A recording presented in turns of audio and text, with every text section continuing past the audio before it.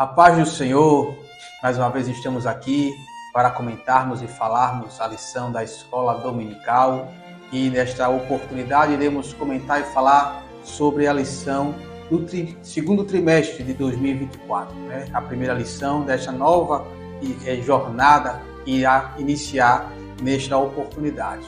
Estamos aqui falando da Assembleia de Deus na cidade de Parnamirim, no bairro de Boa Esperança, sob a liderança do pastor Georgen Silva. Estou eu aqui, o irmão Reidson, e ao meu lado aqui o diácono Diego Moraes, hoje onde iremos comentar a lição. A lição, ela traz como tema a carreira que nos está proposta, o caminho da salvação, santidade e perseverança para chegar ao céu. Então nós iremos, durante todo esse trimestre, comentar sobre o início dessa jornada, o meio dessa jornada e o fim dessa jornada, que é a cidade celestial.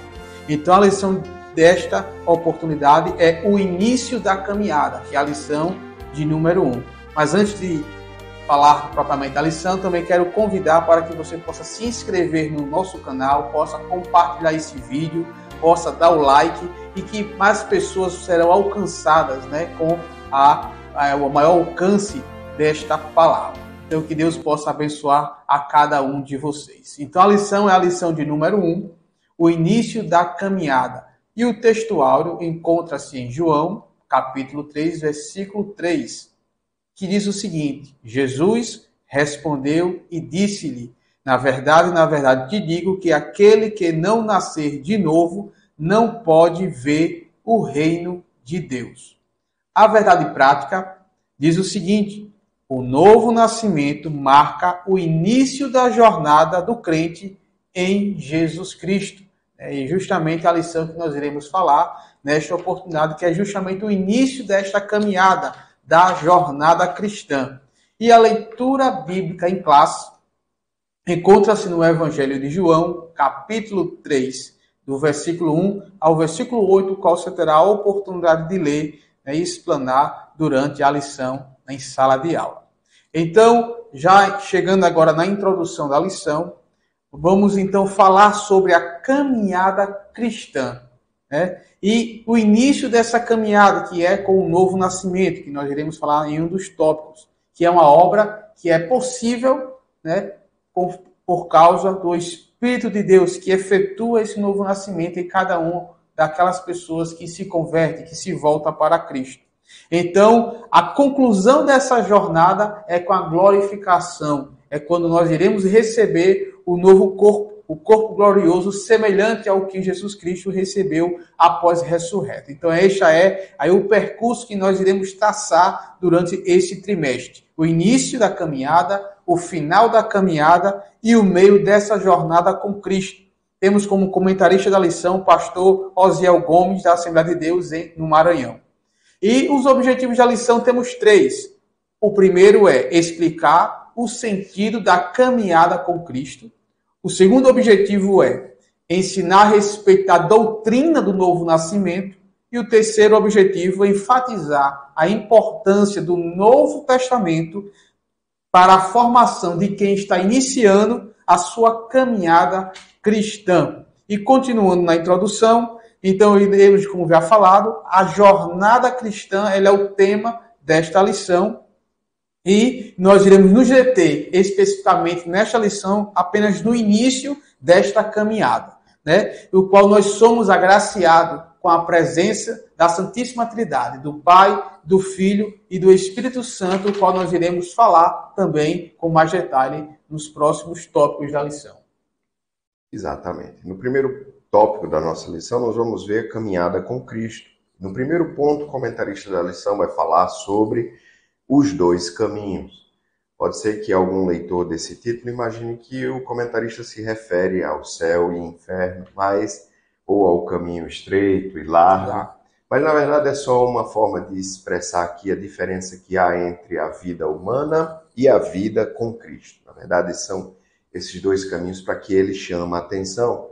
O homem natural, em seu estado antes do novo nascimento, precisa compreender que aquele que é nascido da carne é carne. Isso foi dito por Jesus em seu encontro com Nicodemos. É essa vida humana, aquela que se refere a que tem início e fim nesse mundo físico. Nascemos, crescemos, nos desenvolvemos, e essa é a vida natural do homem separado de Deus. Até que, se esse homem encontrar a Cristo Jesus e experimentar o novo nascimento, ele passa a experimentar esse outro caminho, nas palavras do comentarista, a vida com Cristo. E essa, queridos, é a realidade que nós precisamos entender, que muito mais do que frequentar a igreja, um requisito para entrar no céu não é estar inscrito no rol de membros, mas é experimentar o novo nascimento. É ter em si mesmo uma nova natureza, porque sem ela, de maneira nenhuma, entraremos no reino dos céus, conforme vimos na leitura que foi feita no texto áureo da nossa lição desse domingo. Então, esse seria o outro caminho, a vida com Cristo, onde somos transformados pela renovação do nosso entendimento e passamos a comunicar a natureza de Deus. Olha que privilégio inimaginável e incompreensível, muito profundo.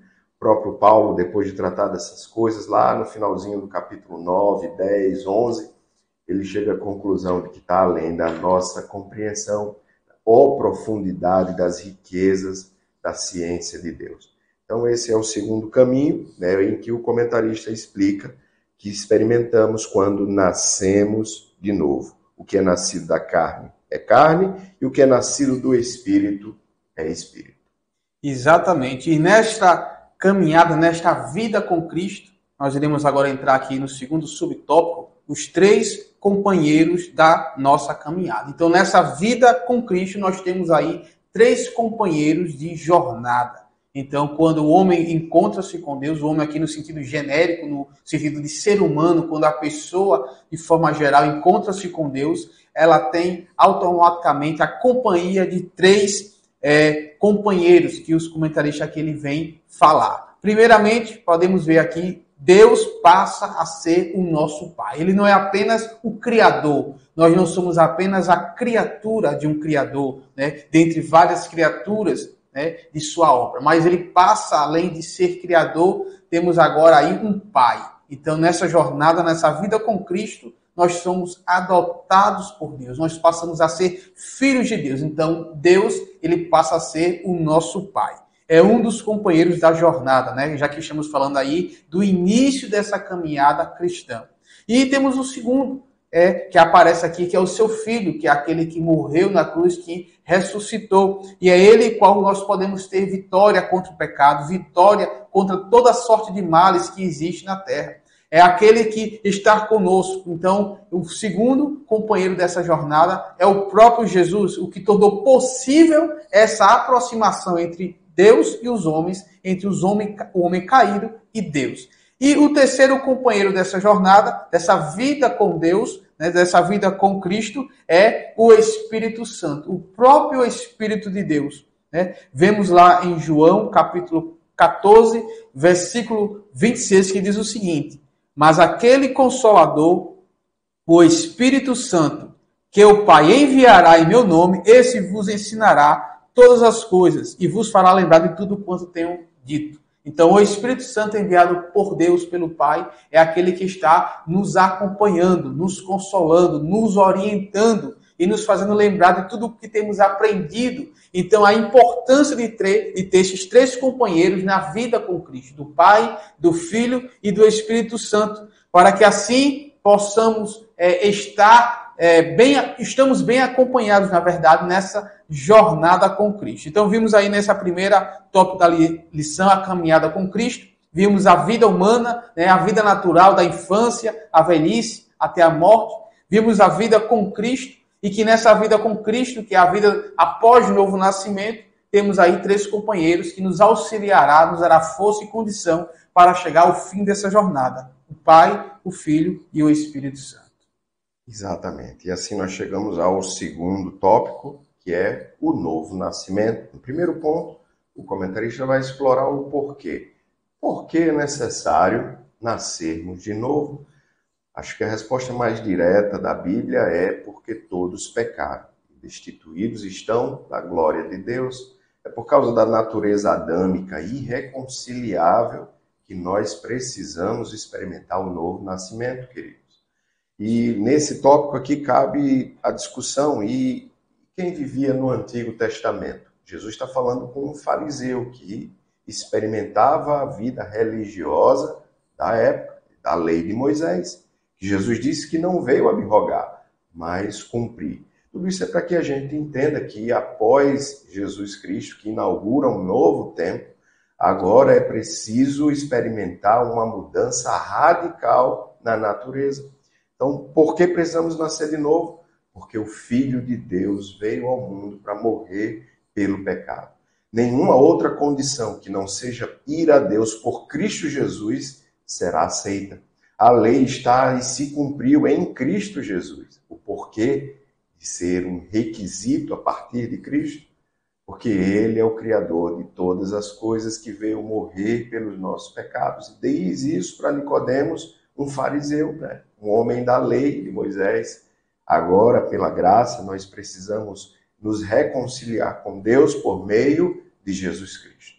E ele deixa isso muito claro, explicando que Ele é o caminho, a verdade e a vida. Ninguém vai ao Pai, não é pela lei de Moisés, pelo cumprimento de regras religiosas ou por qualquer outro motivo, mas por Cristo Jesus. Ninguém vai ao Pai a não ser por Ele. Então, a exigência do novo nascimento é para que experimentemos essa nova natureza e sejamos co-herdeiros com Cristo do mundo vindouro. Exatamente. Então, esse novo nascimento, né, o qual o grande exemplo aqui nós temos da lição é Nicodemos. E aí já vamos entrar no segundo subtópico, que é a religião não faz nascer de novo. Então, dentro desse subtópico, podemos observar que Nicodemos, como diz aqui a própria palavra de Deus, era um príncipe dos judeus, ele era o fariseu. Então, era alguém que havia sido criado, que tinha todo o conhecimento da lei, né? Ele era enraizado, como aqui o comentarista fala, na lei judaica. Então, ele estava imerso em toda a cultura e doutrinação judaica. Então, ele conhecia profundamente Deus, segundo a tradição monoteísta, né? Ele tinha todo o conhecimento da lei, né, dos profetas, da história do povo, né, de toda a tradição hebraica, né? Mas mesmo assim, todo esse conhecimento, toda essa tradição, toda essa religiosidade, né, não oferecia o que sua alma estava precisando. E aí, quando Jesus ele vem dizer, olha, é preciso nascer de novo. Então, esse subtópico vem justamente frisar isso, que a religião não faz nascer de novo. E o grande exemplo é de alguém religioso, de alguém que obedecia a lei, de alguém que tinha cuidado da lei, como Nicodemos, né? Em toda a tradição, em toda a religião, em todo o cumprimento da lei, mas a sua alma precisava nascer de novo. Era necessário nascer de novo para poder ver o reino de Deus. Então, isso deixa bem claro que a prática religiosa em si não salva. A prática religiosa em si não leva a Deus, mas sim o encontro com Cristo, o novo nascimento, né? O nascimento que vem do céu. Isso sim, essa transformação, essa regeneração é que vai permitir que nós possamos ver o reino dos céus. Exatamente. No terceiro ponto, aqui desse tópico, nós vamos ver o novo nascimento e o seu processo. Então, uma coisa que precisamos entender é que se trata de um processo muito parecido com aquele que experimentamos ao nascer em nossa vida natural. Paulo se referia muitas vezes aos seus interlocutores em suas cartas como muitas vezes meninos, bebês, ainda não prontos para uma comida mais substancial, né? Mas ele precisava se referir aos rudimentos porque não havia maturidade. Tudo isso para nos lembrar que a vida espiritual também deve passar por processos. O que devemos evitar é ficar preso para sempre na condição de meninos. Paulo queria muito que a igreja de Corinto experimentasse coisas mais profundas, mas porque eles ainda eram meninos na fé, meninos espirituais, sem nenhuma maturidade, ele não podia falar de temas que ele gostaria, mas tratava de rudimentos do Evangelho de Cristo, ou seja, do começo, né? Precisava alimentá-los com leite ainda, com uma comida que não era tão substancial. Bom é que a gente possa estar pronto para comer uma boa feijoada espiritual, né? Uma comida mais um mocotó, ou então um chambaril. Porque, queridos, era isso que Paulo gostaria que os crentes experimentassem. Por que estamos falando isso? Porque olhando para esse processo, precisamos entender que também existe aqui a necessidade de se amadurecer, ou de amadurecer. A de santificação, de crescimento pela regeneração, é um processo, né? Aqui nós vamos ver o comentarista da lição dizer o seguinte: como a água, de acordo com o contexto do Evangelho de João, pode se referir à antiga lei e simbolicamente o seu sentido, ora, nosso Senhor cumpriu a lei, de modo que, ao falar da velha ordem, a representação da água era assegurada, mas por intermédio da nova ordem, da nova aliança, por meio da obra do Espírito Santo, a água iria jorrar para a vida eterna. Então nós temos a presença do Espírito Santo de Deus para produzir isso em nós. Nós vemos no encontro de Cristo com a mulher no poço, e ele diz para ela que se ela bebesse da água que ele tinha para dar, rios de água viva fluiriam da sua vida. Isso fala, queridos, de uma ação ativa do Espírito Santo no processo de crescimento e amadurecimento do cristão. É preciso que haja uma sinergia entre o cristão e o Espírito Santo.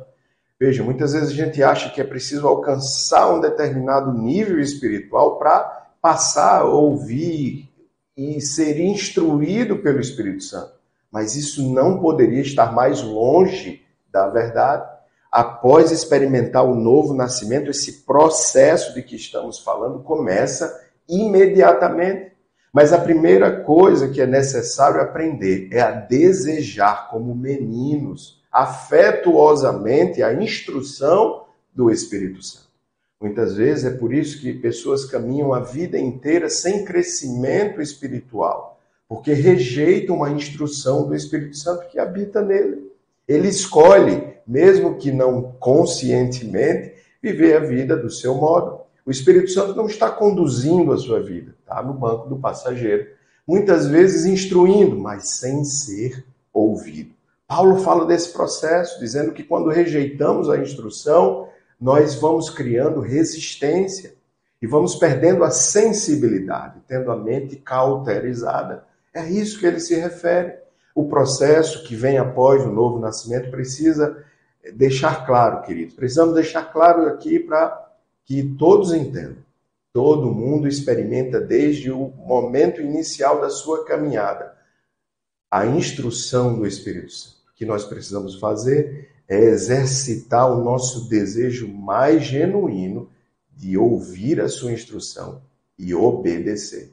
Porque o que ele não faz, queridos, é estando no banco do passageiro, meter a mão no volante. Eu não disse para você ir por aqui? Não. Ele afetuosamente, carinhosamente, educadamente, maravilhosamente fala para nós a direção. Infelizmente, por falta de maturidade espiritual, muitas vezes, por distrações, nós deixamos de ouvir essa instrução e deixamos de experimentar toda a profundidade do processo da regeneração, da santificação, do crescimento e desenvolvimento espiritual. Exatamente. E agora, já chegando no terceiro tópico da lição, temos o Novo Testamento e a caminhada de fé do cristão. E o primeiro ponto aqui do terceiro tópico vai falar o Novo Testamento. E vai dizer o seguinte, que o Novo Testamento, como escritura, né, como escritura que nós conhecemos hoje, ele foi um processo gradual na vida da igreja. Né? Não foi algo que foi prontamente colocada e aceito como escritura. Foi um processo gradual ao longo do tempo. Né? Então, a perspectiva é que o Novo Testamento era a unidade que fazia a diferença entre a antiga aliança e a nova aliança. Então, ele era um contraponto da antiga aliança. E podemos ver que essa ideia, que era uma nova aliança que estava e que tinha se iniciado após Jesus Cristo, podemos ver quando Paulo, em 2 Coríntios capítulo 3, versículo 6, ele escreve a sua carta, e o qual ele vai dizer o seguinte, no versículo 5, não que sejamos capazes por nós de pensar alguma coisa, né, aquilo que ele estava escrevendo e orientando a igreja.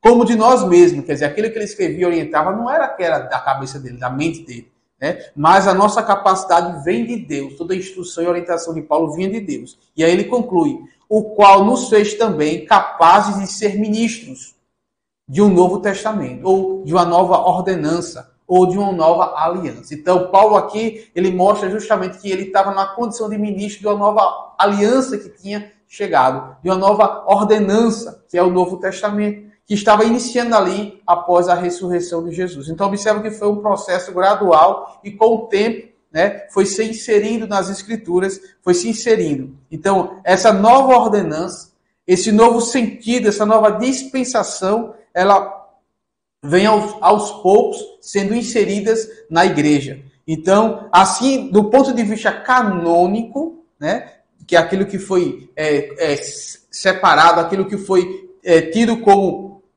sagrado e inspirado, que são os livros canônicos, né, o Antigo e o Novo Testamento formam as escrituras sagradas do cristão. E aí passa o Novo Testamento. Todos os escritos do Novo Testamento, né, de forma canônica, ele é reconhecido como inspirados por Deus. Então, vemos aqui que esse Novo Testamento, ele é inaugurado aí com Jesus Cristo, cumprindo todo o Antigo Testamento, toda a lei, e é inaugurado esse Novo Testamento, essa nova aliança, essa nova ordenança, que gradativamente ela é inserida na igreja. E qual o próprio Paulo, ele tem essa ciência, essa consciência que ali era um novo tempo que havia iniciado. E aí, esse Novo Testamento ele é inserido no cânon e faz parte da Escritura, o qual nós, como cristãos, né, estamos inseridos aí como parte das Escrituras Sagradas dos cristãos. Exato. No segundo ponto, o comentarista vai explorar o tema principal do Novo Testamento. Então, qual é o tema? É a salvação do homem? O que seria, né, o Evangelho? O tema principal, queridos, não só do Novo Testamento, mas das Escrituras, é Cristo Jesus. Cristo está no centro do Antigo Testamento, está também no centro do Novo Testamento e a redenção operada pelo seu ministério. O tema principal do Novo Testamento é a pessoa de Jesus Cristo. A redenção e toda a história da humanidade existem em função dele. Foi Paulo que disse que tudo foi feito por ele, é dele e para ele. São todas as coisas. Isso não deixa nada de fora. Tudo é para ele, toda a glória. E o Novo Testamento tem ele como personagem central. Apesar de termos muitos homens e mulheres de Deus em destaque em todas as Escrituras, nós vamos ver que Jesus é o tema central da redenção e da Bíblia Sagrada e do Novo Testamento. Exatamente. Então, já partindo agora para o último subtópico, a importância do Novo Testamento na caminhada do cristão. Então, vimos aí que o centro do tema, o tema central do Novo Testamento é o próprio Jesus Cristo, e vemos então que o Antigo Testamento tem grande importância para o povo de Deus. Sim, tem grande importância para o povo de Deus. Ao ponto que o próprio Jesus faz referência a várias citações do Antigo Testamento em seus ensinamentos, nas leituras na sinagoga em sua época, né? E lá em Lucas 24, 44, o próprio Jesus ele faz um resumo do Antigo Testamento, o qual ele divide em leis, nos profetas e nos escritos, nos salmos, né? Que é um resumo que Jesus ele faz a respeito do Antigo Testamento. E vemos então que a revelação, né, o Novo Testamento, ele vai sendo aos poucos sendo revelado. Então a própria Bíblia Sagrada, ela vai desenvolver, né, a revelação divina de forma gradual. De forma gradual. Então, este desdobramento desde o Antigo Testamento, com os patriarcas, com Moisés, com os profetas, com a lei, com o cativeiro babilônico e até o aparecimento de Jesus. Ele vai mostrando a revelação divina, onde termina com Jesus Cristo ressurreto. Então, e aí todo o plano de Deus se desdobra. Então, vemos então que o Novo Testamento é importante sim, então, para o início da caminhada do cristão, onde ele irá ver e observar toda a revelação completa, né? O complemento do Antigo Testamento, a revelação, todo o plano arquitetado por Deus desde o início dos séculos. Então, temos então que mostrando que é muito importante, né, que o novo cristão, o novo crente, ele possa sim, ter esse conhecimento, possa se aprofundar, para que nesse início de jornada possa ter uma visão completa né, de todo o plano de Deus para a humanidade. Exatamente. E assim nós chegamos à conclusão, queridos, dessa lição, onde nós percebemos que a caminhada cristã não é uma carreira, não é uma corrida de 100 metros, mas é uma maratona, né? De muitos anos. É uma jornada do peregrino. Se a gente pudesse comparar, seria a caminhada do povo de Israel no Egito. E, do mesmo modo, nós temos que estar sujeitos à direção do Espírito Santo, como Deus dirigia o caminhar do povo. Ainda que fosse rebelde, ele se levantava quando a nuvem se movia, ele se assentava quando a nuvem parava. De modo que isso deixa claro que Deus quer para nós obediência nessa jornada. É uma caminhada em que devemos seguir os passos do Mestre Jesus. Paulo diz que devemos ser imitadores dele, assim como ele era de Cristo. Fala de uma fila, não é? Onde nós olhamos uns para os outros e procuramos ser imitadores de Cristo. O comentarista conclui dizendo assim: seremos guiados pelas palavras do Novo Testamento que tratam da vida, morte e ressurreição do Senhor Jesus, em quem a nossa fé está fundamentada. Cristo é a rocha angular, a pedra de esquina que os edificadores rejeitaram, queridos, mas quem edifica sua vida sobre a rocha, fundamentado em Cristo Jesus, não será confundido, nem aqui nessa jornada e nem no tempo vindouro. Que o Senhor nos ajude nessa caminhada e nesse trimestre nós vamos ver muitos outros aspectos dessa carreira que nos está proposta. Se você chegou até aqui, nós pedimos que você não se esqueça de subscrever o nosso canal, de deixar o like no vídeo e um comentário. Isso ajuda ao vídeo ganhar relevância, né? E o algoritmo ajuda na divulgação dessa mensagem para muitas outras pessoas. A paz do Senhor. A paz do Senhor.